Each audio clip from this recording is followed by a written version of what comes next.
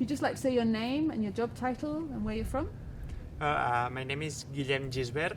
I'm from Barcelona, and I have been the past 3 years working in the Geosciences Institute in Madrid. It's from the CSIC, the Consejo Superior de Investigaciones Científicas. And I have been working, or I'm a geologist, and I have been working on the geology of volcanoes, mainly from the point of view of petrology and geochemistry, to understand how the magmas form and evolve before they reach the surface, and how this influences the type of eruptions that we have. And now, obviously, I have been always working with old volcanoes, although I did a postdoc in Mexico working on the Popocatépetl volcano, and I did some fieldwork in Nicaragua, El Salvador, and Hawaii. But this is the first time that I have the chance to spend so much time watching the same volcano. So how, because we arrived here the first day after the eruption, so how it has been growing and evolving. And so maybe you've seen it, this volcano changes from morning to afternoon, and 1 hour is different from the previous one. So I'm really learning a lot, because we're used to seeing the last picture of the eruption, so the result. But here we see how everything is overlapping, and how the old lavas are conditioning how the new ones flow and propagate, how the cone is growing and destabilizing, and it's new bend.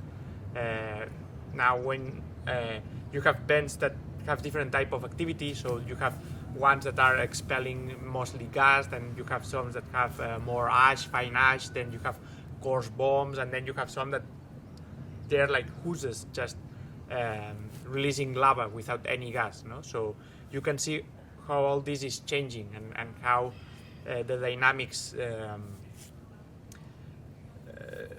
vary from one moment to the next one, how the tremor also, changes in the tremor activity also reflect changes in the mechanism of eruption. So, and we are also getting a lot of samples.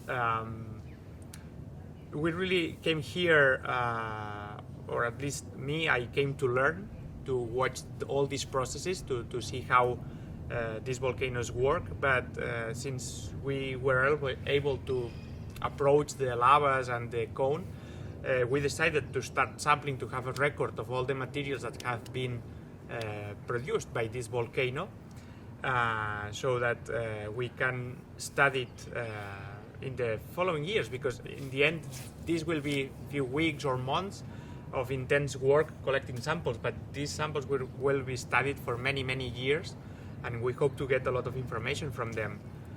So we are trying to sample systematically all the lavas that every day, or every new lava flow, lava lobe, we want to sample. We want to have one sample of these lavas, and the same with pyroclasts, with ash and lapilli. In the beginning we were collecting just the lapilli that was falling over us, but then with the as the eruption was going on, I decided to establish a network of volunteers around the island that are collecting. They have some trays, plastic trays, and they are collecting the ash that falls in them every single day, and they have notebooks in which they are writing if there has ash in it, if it has rained, or it's windy, or whatever. So we know how much ash is falling in each part of the island, and when it's falling, what type of ash it's the volcano producing. And with that we hope to get a lot of information on how the fragmentation processes that we call, so how you get from lava, from the liquid, to these pyroclasts, how it's changing with the ongoing eruption. And also, if we see the distribution of the lapilli and ash across the island, we can use it to improve our models of ash propagation for aviation or whatever, for health as well.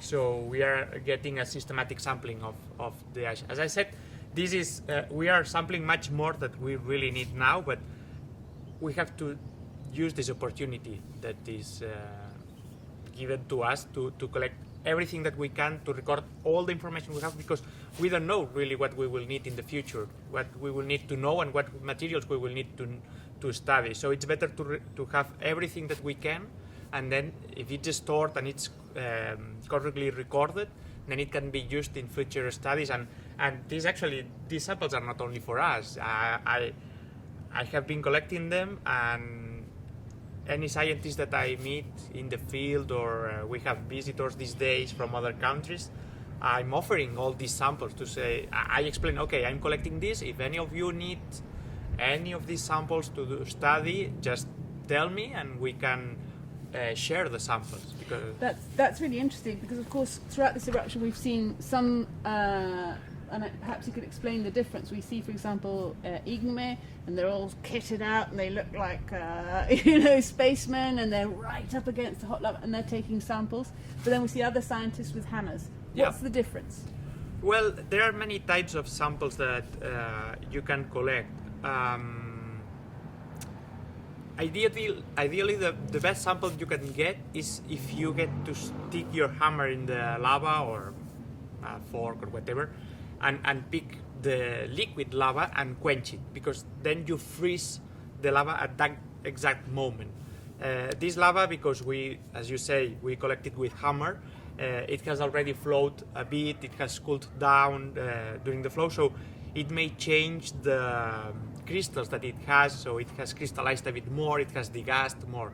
So it has changed a bit since it left the bend.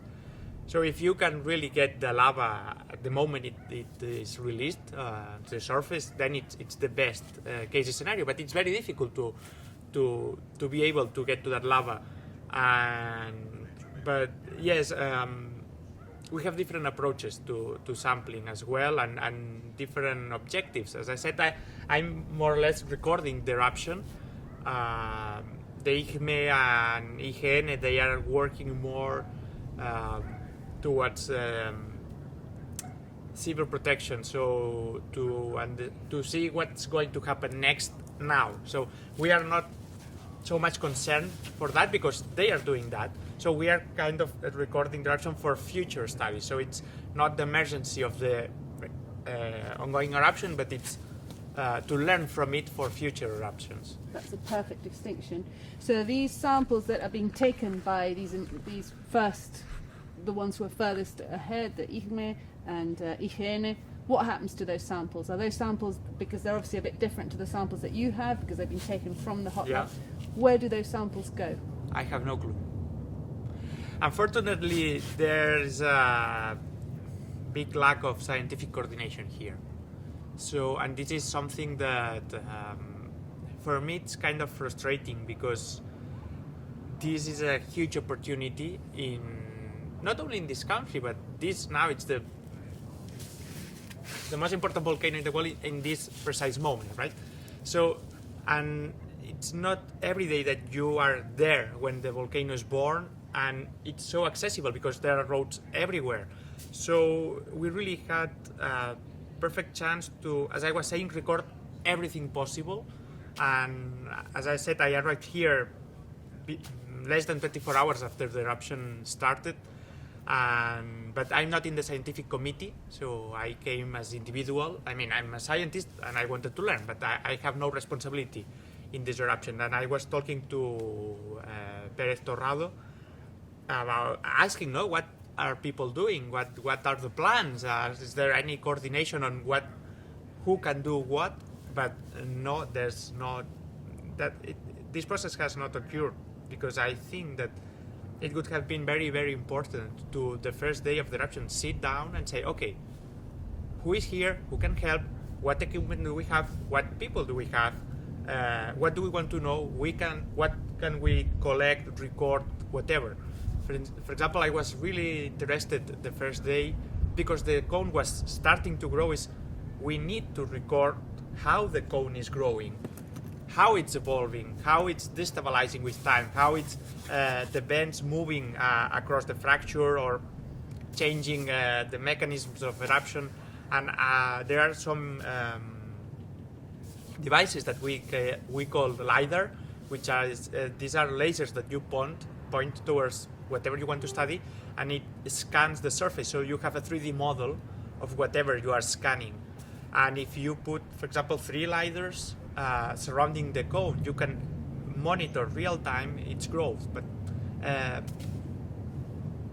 this meeting did not occur. So people just came here and started sampling things as they found interesting. But really, there's redundancy in the meaning that there are maybe 2 teams doing the same sampling or the same recording.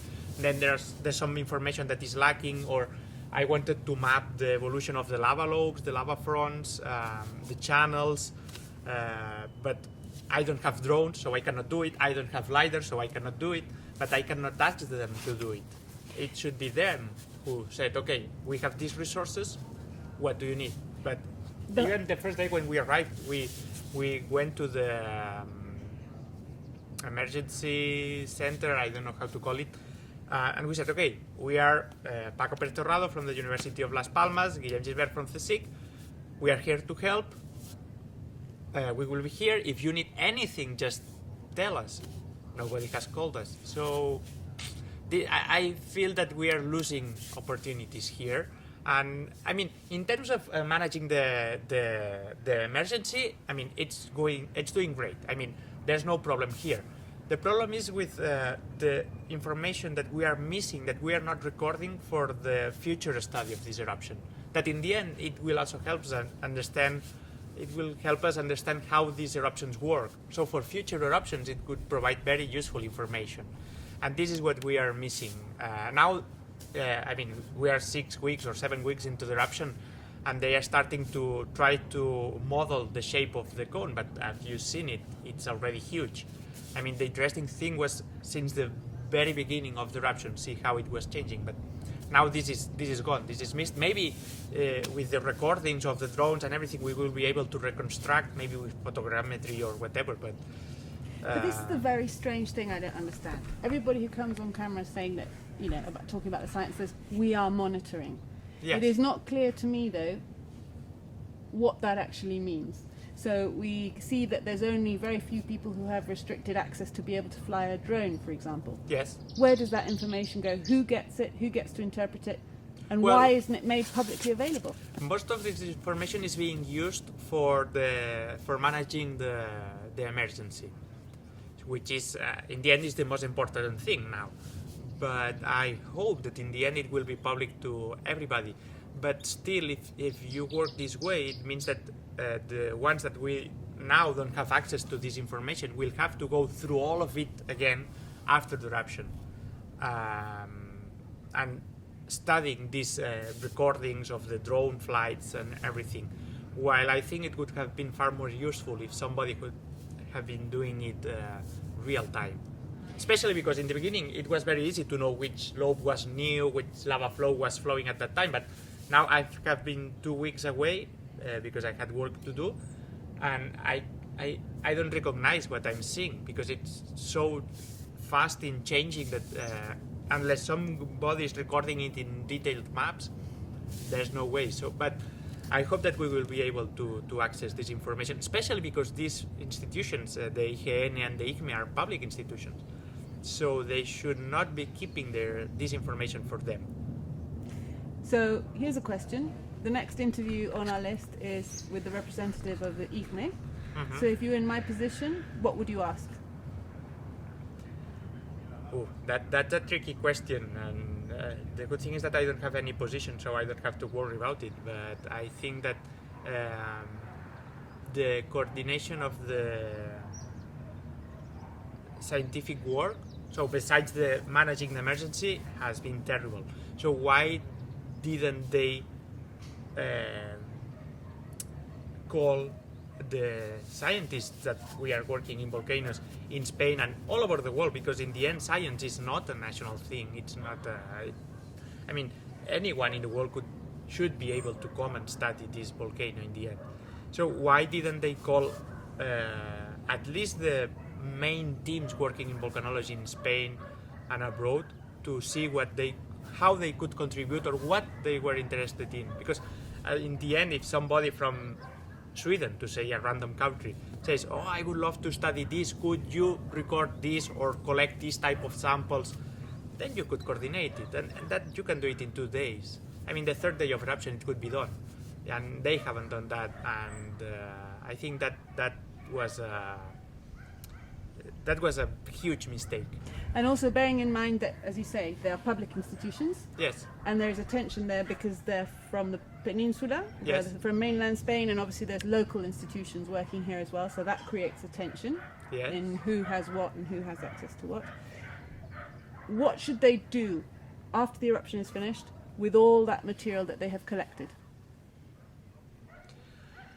Well, that's a much more difficult question to answer, especially because I have no clue at all what they have been collecting, how and what did they intend to do with that. Why don't we know that? Well, I guess that it's because I'm not in the scientific committee, so I don't have, I have not been able to talk to them. Basically, Paco is doing that work, so he knows, but I don't. I really don't know what. I know they are collecting ash, I know they are collecting rocks, but I don't know if they want to study it. So if they are scientists in the IGME that want to study it, and they will keep them for them and then publish the results, or they will share the samples with other scientists. I really don't know, so I cannot really answer this question. But what do you hope happens? Well, the best case would be they sharing everything, but that's not going to happen. Why not? Because unfortunately this is not the tradition we have here. There are many people that want to be important, and they put themselves before the public interests. So that's unfortunately that's how it works. In what way do they put themselves before? What do you mean by that? So that, for instance, if I collect a sample that is important and I share it, everybody can study it. But if anyone else studies that sample, they may publish before I do, so they may get the credit for it. And So- I don't want to do that, so I keep the sample for me. So what you're saying is they're more interested in their Career. career than the public And- interest. Yes. Can you say that? I prefer not to do it. Okay, but it's an important point. Yes, yes, 'Cause yes. it- And this is one of the things that I'm getting really frustrated during this eruption. How personal interests of researchers, or not even researchers, sometimes they are simply the people in charge of these institutions or the responsible of any department of these institutions that prefer to just show off instead of helping other people get better results, which in the end it's the best for all of us. So do you think there are scientists? That's also a problem of the way science works, not only in this country but everywhere. It's so extremely competitive that you need to publish. You need to publish to get new projects, to get new funds, to do your research, to get a position, and that unfortunately pushes us to sometimes hide things and hold things so that we can publish it and get these papers, these publications that allow us to get to a permanent position or to get another project. If you share all your data, you will publish less, and that means that you are losing chances to get new funds or a position.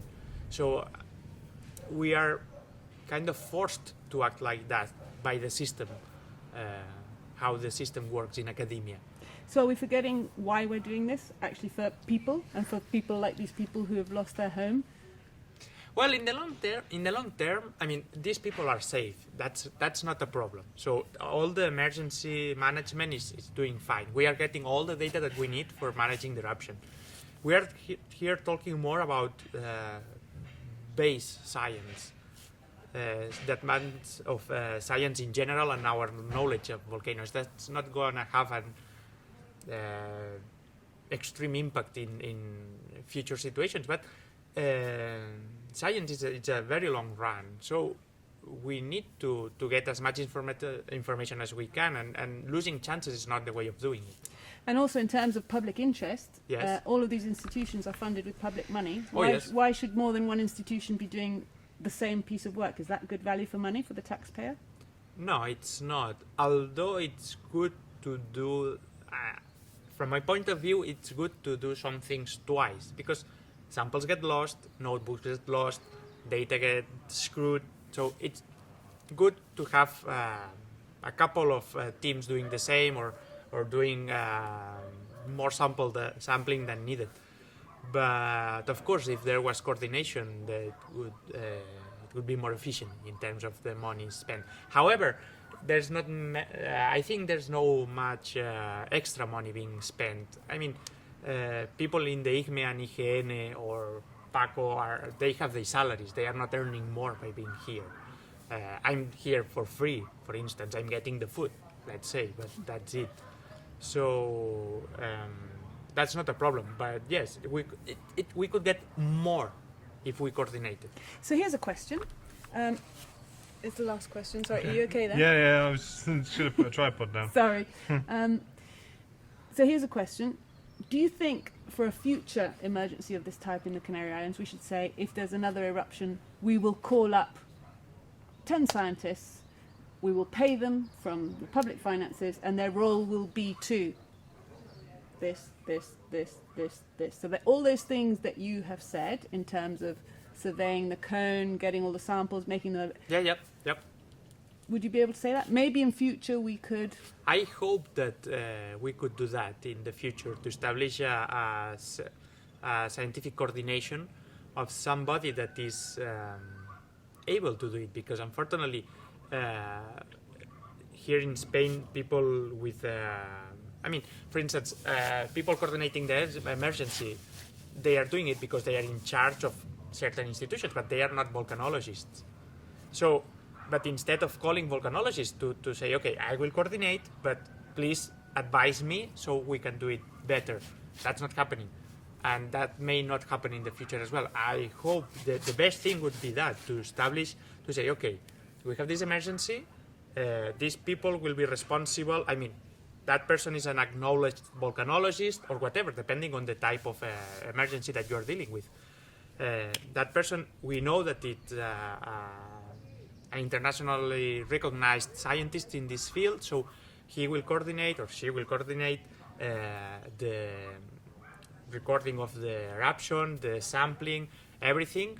Then please tell us what resources we have, what do we need, how do we organize it to make it in the most efficient way possible, and so that we miss the minimum information possible. I wish that would happen, and I thought we had learned that from the 2011 eruption in El Hierro, but unfortunately, as I was saying, besides the fact that nobody has said, okay, we have to act like this, as I was saying, the egos are too strong in these institutions and in science and in this country, so it hasn't happened in this eruption. Maybe the next one in 50 years we will act better, but who knows.